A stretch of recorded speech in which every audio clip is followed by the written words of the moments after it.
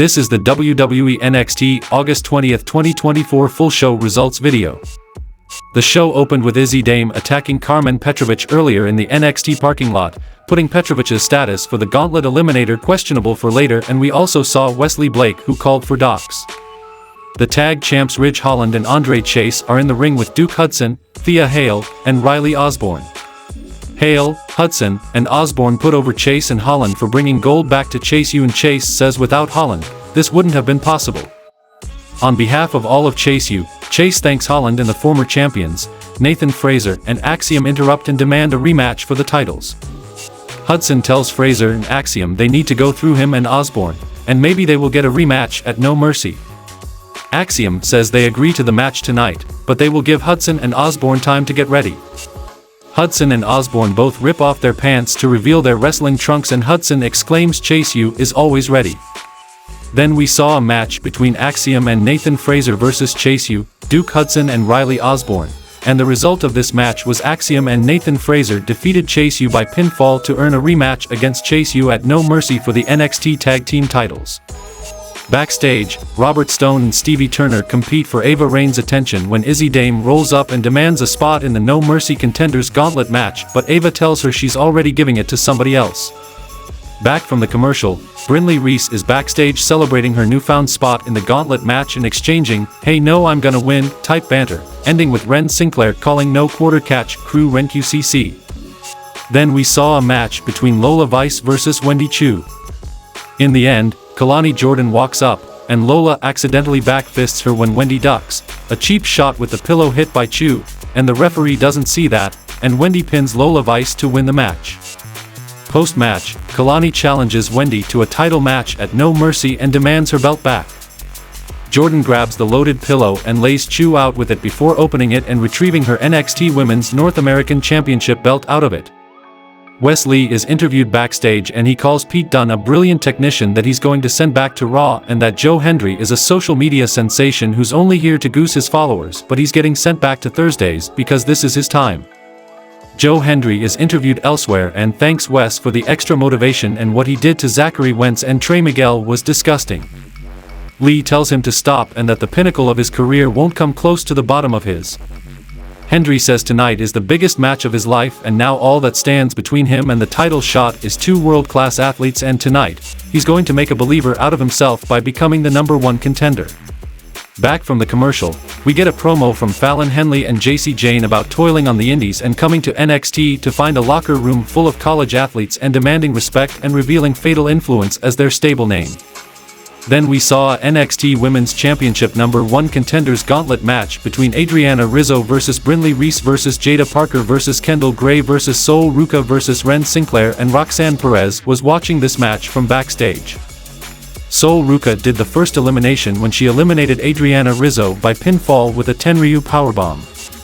Then Kendall Gray eliminates Brinley Reese by pinfall with a Saito suplex. Then Jaida Parker eliminates Kendall Gray by pinfall with a Gourd Buster. Then Sol Ruca eliminates Ren Sinclair by pinfall with Soul Smasher. Sol Ruca and Jaida Parker were the last two survivors, and Jaida Parker won the match, last eliminating Sol Ruca by pinfall with the hip attack to become the #1 contender to the NXT Women's Championship. Post-match, Jaida Parker is interviewed in the ring flanked by OTM. She's hyped to be going to No Mercy and says she's the difference maker in this division, and Roxanne Perez might be a great champion, but she's got next. All Ego Ethan Page is interviewed backstage and he's not willing to entertain a single thought about Joe Hendry because he's offended that somebody not even on the roster deserves a shot at his title. No, what's best for the brand is All Ego as NXT champion. Pete Dunne rolls up and talks about how he was UK champion for 685 days, and when he gets a title on his shoulder it stays there, and when he makes it to No Mercy, he's going to break Ethan's fingers and then break his ego. Then we saw a match between Good Brothers versus Hank and Tank, and the result of this match was Hank and Tank won the match by pinfall with an assisted power slam on Carl Anderson. Hank and Tank get a little rowdy celebrating with Vic Joseph, and security comes down, but they're ready to party for their old pal Hank Walker. Sean Spears cuts a promo backstage and Edris Enofe and Malik Blade roll up to give him guff for swooping in on Brooks Jensen at his lowest moment and filling his head full of lies. He turns the tables on them by suggesting that they could use his advice too, and a brawl breaks out, knocking the camera operator over. Eventually, they get back up and rush over where Blade and Enough have laid spears out by attacking his shoulder. No Quarter Catch crew are in the ring, and Charlie Dempsey says if wrestling is life, the Heritage Cup is the oxygen he needs to breathe, but Ren Sinclair steps up to say she doesn't know about Lou Thesz or Billy Robinson, and Charlie asks her to back off. She makes an excuse about being upset about losing, and Dempsey says they're gonna make the Heritage Cup the most prestigious title in all NXT. Ren makes an open challenge for him to defend against any man at any time, and Oba Femi comes, with Sinclair immediately realizing her mistake. Femi congratulates Dempsey on winning the cup, but the most prestigious title on this brand is the North American Championship he holds. DAngelo Family comes, and Tony D'Angelo says he's not here to challenge Dempsey because he's got his eyes on something else, and he turns to face Oba. He says he doesn't forget and his family doesn't forget, though, so they have business to finish. Tony snaps his fingers and the family attacks NQCC, and they brawl around the ring, and D'Angelo ducks Femi and plants him with a spine buster and looks like he has eyes on North American title. Ashante The Adonis is walking backstage with an entourage of girls who all ditch him in favor of the new hotness, who is having his debut tonight. Yvonne Evans is sitting on a road case when Ren Sinclair rolls up to leave him the Heritage Cup with him while she runs off.